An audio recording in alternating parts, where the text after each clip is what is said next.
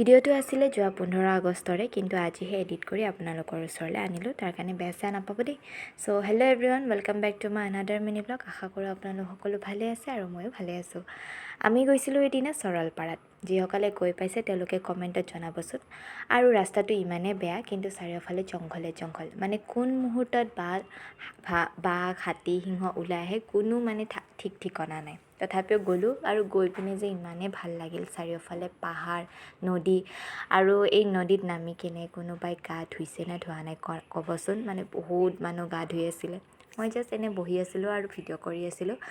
মানে নেচাৰটোক অলপ কি ক'ম মানে বুজাব নোৱাৰোঁ নেচাৰটোৰ মজা লৈ আছিলোঁ কোৱা যায় আৰু এয়া চাওকচোন চাৰিওফালে পাহাৰ আৰু মাজত যেনিবা মেঘৰ টুকুৰাবোৰ সৰি পৰিছে তেনেকুৱা অনুভৱ হৈছে তাৰপিছত এনজয় কৰিলোঁ খোৱা বোৱা কৰিলোঁ তাৰপিছত আহিলোঁ ঘৰলৈ চ' আজিৰ ভিডিঅ'টো ইমানখিনিয়ে বাই